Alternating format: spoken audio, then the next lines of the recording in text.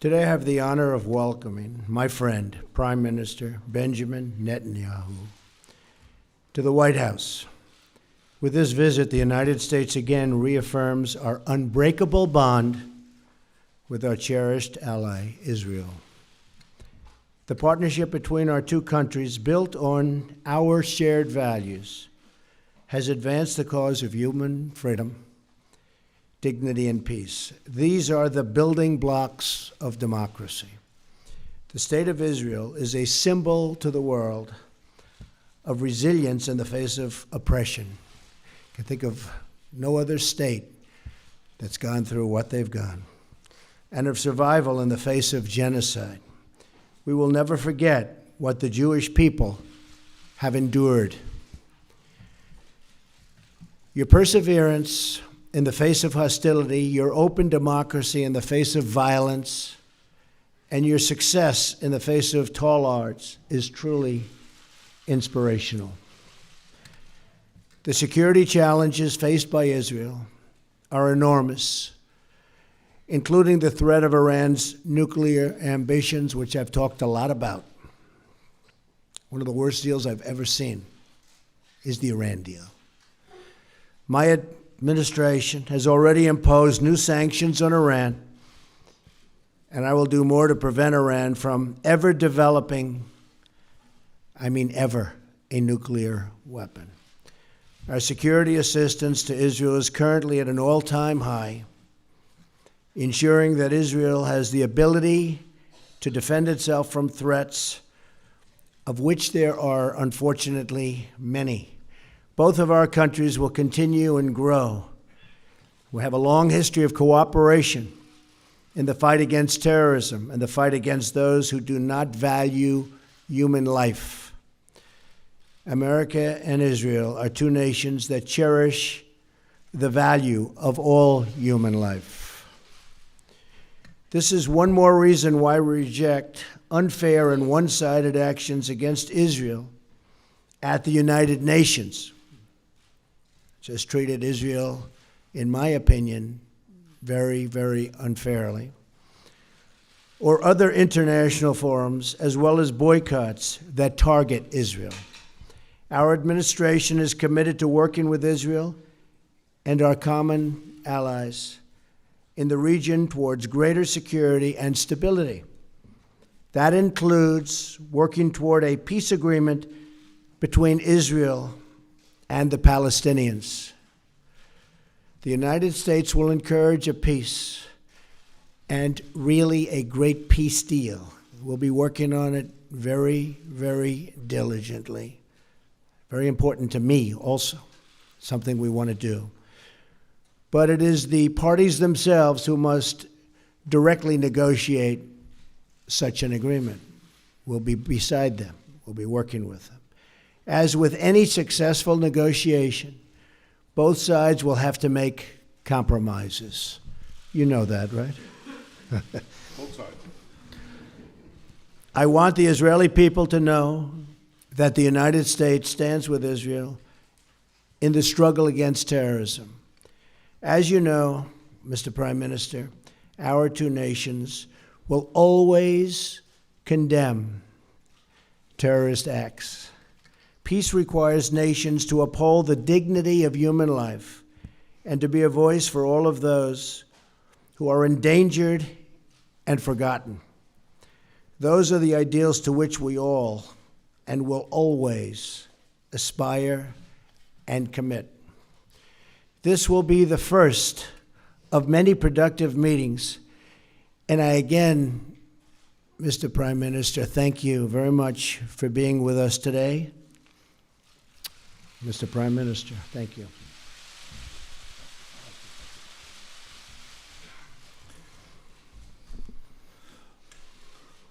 President Trump, thank you for the truly warm hospitality you and Melania have shown me, my wife Sarah, our entire delegation. I deeply value your friendship. To me, to the State of Israel, it was so clearly evident in the words you just spoke. Israel has no better ally than the United States. And I want to assure you, the United States has no better ally than Israel. Our alliance has been remarkably strong, but under your leadership, I'm confident it will get even stronger. I look forward to working with you to dramatically upgrade our alliance in every field, in security, in technology, in cyber and trade, and so many others, and I certainly welcome your forthright call to ensure that Israel is treated fairly in international forums and that the slander and boycotts of Israel are resisted mightily by the power and moral position of the United States of America. As you have said, our alliance is based on a deep bond of common values and common interests. And increasingly, those values and interests are under attack by one malevolent force, radical Islamic terror. Mr. President, you've shown great clarity and courage in confronting this challenge head on. You call for confronting Iran's terrorist regime, preventing Iran from realizing this terrible deal into a nuclear arsenal. And you have said that the United States is committed to preventing Iran from getting nuclear weapons. You call for the defeat of ISIS. Under your leadership, I believe we can reverse the rising tide of radical Islam. And in this great task, as in so many others, Israel stands with you, and I stand with you. Mr. President, in rolling back militant Islam, we can seize an historic opportunity. Because for the first time in my lifetime, and for the first time in the life of my country, Arab countries in the region do not see Israel as an enemy, but increasingly as an ally. And I believe that under your leadership, this change in our region creates an unprecedented opportunity to strengthen security and advance peace. Let us seize this moment together. Let us bolster security. Let us seek new avenues of peace. And let us bring the remarkable alliance between Israel and the United States to even greater heights. Thank you, Mr. President. Thank you. Again, thank you.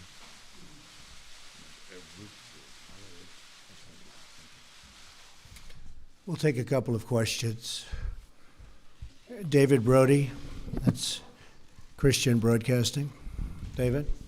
Thank you, Mr. President, Mr. Prime Minister. Both of you have criticized the Iran nuclear deal and at times even called for its repeal. I'm wondering if you're concerned at all as it relates to not just the National Security Advisor, Michael Flynn, who is recently no longer here, but also some of those events that have been going on with communication in Russia, if that is going to hamper this deal at all, and whether or not it would keep Iran from becoming a nuclear state. And secondly, on the settlement issue, are you both on the same page? How do you exactly term that as it relates to the settlement issue? Thank you. Michael Flynn, General Flynn, is a wonderful man. I think he's been treated very, very unfairly by the media, as I call it, the fake media in many cases. And I think it's really a sad thing that he was treated so badly. I think in addition to that, from intelligence, papers are being leaked, things are being leaked. It's criminal action, criminal act. And it's been going on for a long time, before me, but now it's really going on. And people are trying to cover up for a terrible loss that the Democrats had under Hillary Clinton. I think it's very, very unfair what's happened to General Flynn, the way he was treated, and the documents and papers that were illegally, I stress that, illegally leaked. Very, very unfair. As far as settlements, I'd like to see you hold back on settlements for a little bit. We'll work something out, but I would like to see a deal be made. I think a deal will be made. I know that every president would like to. Most of them have not started till late because they never thought it was possible. And it wasn't possible because they didn't do it. But Bibi and I have known each other a long time. A smart man, great negotiator, and I think we're going to make a deal. It might be a bigger and better deal than people in this room even understand. That's a possibility. So let's see what we do. Let's try it. Doesn't sound too optimistic, but that's he's a good negotiator. That's the art of the deal. I also want to thank Sarah. Could you please stand up? You're so lovely, and you've been so nice to Melania. I appreciate it very much.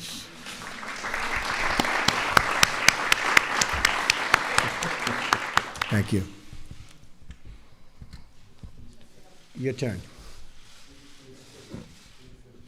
Was it Udi Segal? Yeah, please, go ahead. Thank you very much. Mr. President, in your vision for the new Middle East peace, are you ready to give up of the notion of two-state solution that was adopted by previous administration? And will you be willing to hear different ideas from the prime ministers, as some of his partners are asking him to do, for example, annexation of parts of the West Bank and unrestricted settlement constructions? And one more question, are you going to fulfill your promise to move the U.S. Embassy in Israel to Jerusalem, and if so, when? And Mr. Prime Minister, did you come here tonight to tell the President that you are backing off the two-state solution? Thank you.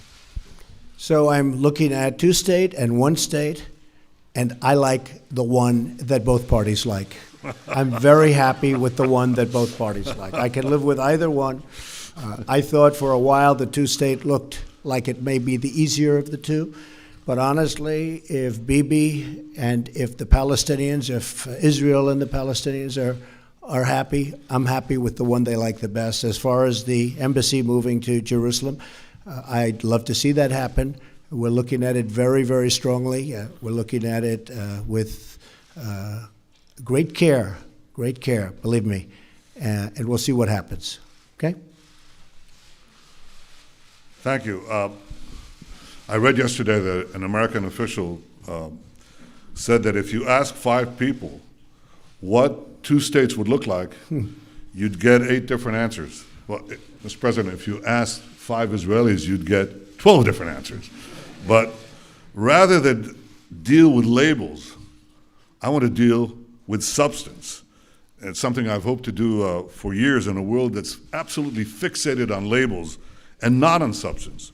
So here's the substance.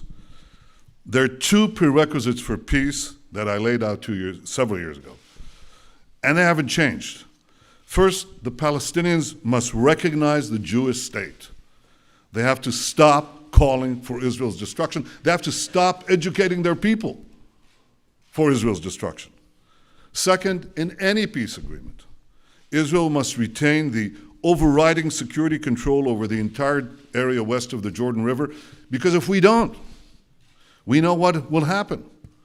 Because otherwise, we'll get another radical Islamic terrorist state in the Palestinian areas, exploding the peace, exploding the Middle East. Now, unfortunately, the Palestinians vehemently reject both prerequisites for peace.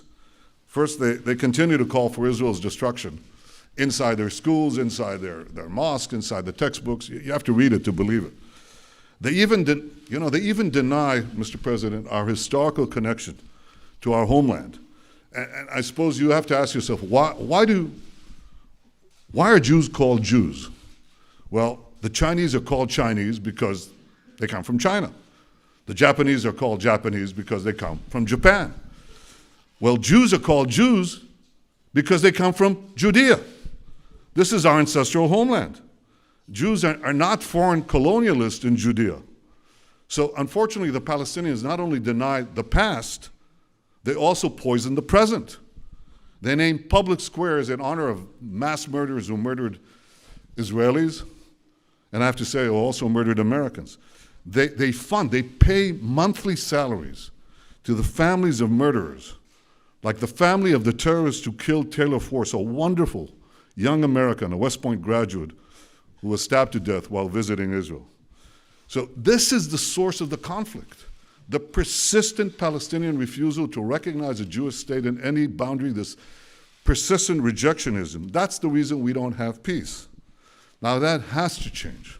I want it to change. not only have I not abandoned these two prerequisites of peace, they've become even more important because of the rising tide of fanaticism that has swept the Middle East and has also, unfortunately, infected Palestinian society.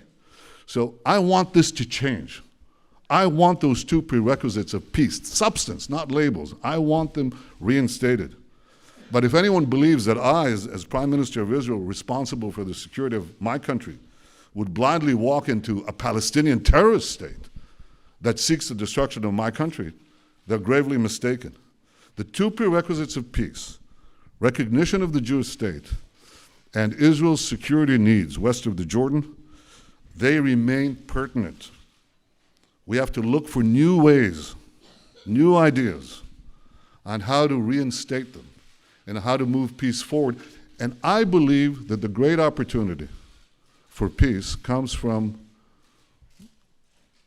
a regional approach, from involving our newfound Arab partners in the pursuit of a broader peace and peace with the Palestinians. And I greatly look forward to discussing this in detail with you, Mr. President, because I think that if we work together, we have a shot.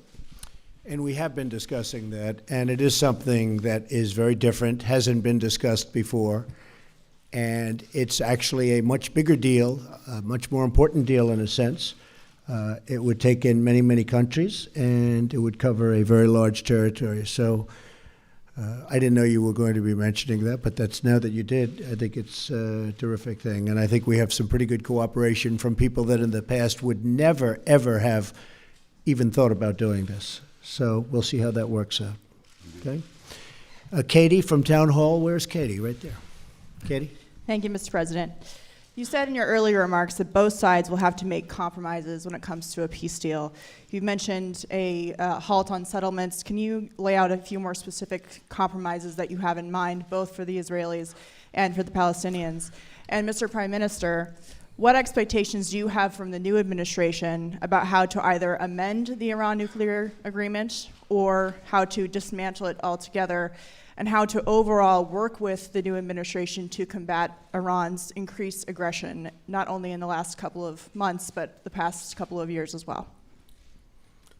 It's actually an interesting question. I think that the Israelis are going to have to show some flexibility, which is hard. It's hard to do. They're going to have to show the fact that they really want to make a deal. I think our new concept that we've been discussing actually for a while is something that allows them to show more flexibility than they have in the past, because you have a lot bigger canvas to play with. And I think they'll do that. I think they very much would like to make a deal, or I wouldn't be happy and I wouldn't be here and I wouldn't be as optimistic as I am. I really think I can tell you from the standpoint of Bibi and from the standpoint of Israel, I really believe they want to make a deal and they'd like to see the big deal. I think the Palestinians have to get rid of some of that hate that they're taught from a very young age. They're taught tremendous hate. I've seen what they're taught. And you can talk about flexibility there too, but it starts at a very young age, and it starts in the schoolroom. And they have to acknowledge Israel. They're going to have to do that. There's no way a deal can be made if they're not ready to acknowledge a very, very great and important country. And I think they're going to be willing to do that also. But now I also believe we're going to have, Katie, other players at a very high level, and I think it might make it easier on both the Palestinians and Israel to get something done. Okay? Thank you. Very interesting question. Thank you. You asked about Iran. One thing is preventing Iran from getting nuclear weapons, something that President Trump and I think, are deeply committed to do, and we are obviously going to discuss that. I think beyond that, President Trump has led a very important effort in the past few weeks, just coming into the presidency. He pointed out there are violations, Iranian violations on ballistic missile tests. By the way, these ballistic missiles are inscribed in Hebrew. Israel must be destroyed. The Iranian foreign minister Zarif said, well, our ballistic missiles are not intended against any country. No. They write on the missile in Hebrew, Israel must be destroyed. So challenging Iran on its violations of ballistic missiles, imposing sanctions on Hezbollah, preventing them, making them pay for the terrorism that they foment throughout the Middle East and beyond, well beyond. I think that's a change that is clearly evident since President Trump took office. I welcome that. I think it's, let me say this very openly, I think it's long overdue. And I think that if we work together, and not just the United States and Israel, but so many others in the region who see eye to eye on the great magnitude and danger of the Iranian threat, then I think we can roll back Iran's aggression and danger. And that's something that is important for Israel, the Arab states, but I think it's vitally important for America. These guys are developing ICBMs. They want to get to a nuclear arsenal, not a bomb, 100 bombs. And they want to have the ability to launch them everywhere on Earth, and including, and especially, eventually, the United States. So this is something that is important for all of us. I welcome the change, and I intend to work with President Trump very closely so that we can thwart this danger. Great. You have somebody? Boav? Mr. President, since your election campaign and even after your victory, we've seen a sharp rise in anti-Semitic incident across the United States. And I wonder, what do you say to those among the Jewish community in the States and in Israel and maybe around the world who believe and feel that your administration is playing with xenophobia and maybe racist tones? And Mr. Prime Minister, do you agree to what the President just said about the need for Israel to restrain and to stop settlement activity in the West Bank? And a quick follow-up on my friend's questions. Simple question. Do you back off from your vision to the end of the conflict of two-state solution as you lay out in Bar Ilan's speech, or you still support it? Thank you. Well, I just want to say that we are, very honored by the victory that we had, 306 electoral college votes. We were not supposed to crack 220. You know that, right? There was no way to 221, but then they said there's no way to 270. And there's tremendous enthusiasm out there. I will say that we are going to have peace in this country. We are going to stop crime in this country. We are going to do everything within our power to stop long simmering racism and every other thing that's going on, because a lot of bad things have been taking place over a long period of time. I think one of the reasons I won the election is we have a very, very divided nation, very divided. And hopefully I'll be able to do something about that. And it was something that was very important to me. As far as people, Jewish people, so many friends, a daughter who happens to be here right now, a son-in-law, and 3 beautiful grandchildren. I think that you're going to see a lot different United States of America over the next 3, 4, or 8 years. I think a lot of good things are happening, and you're going to see a lot of love. You're going to see a lot of love. Okay? Thank you.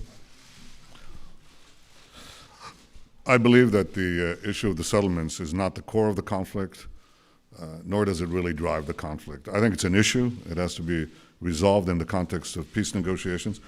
And I think we also are going to speak about it, President Trump and I, so we can arrive at an understanding, so we don't keep on bumping into each other all the time on this issue, and we're going to discuss this. On the question you said, you just came back with your question to the problem that I said. It's the label. What does Abu Mazen mean by 2 states, okay? What does he mean?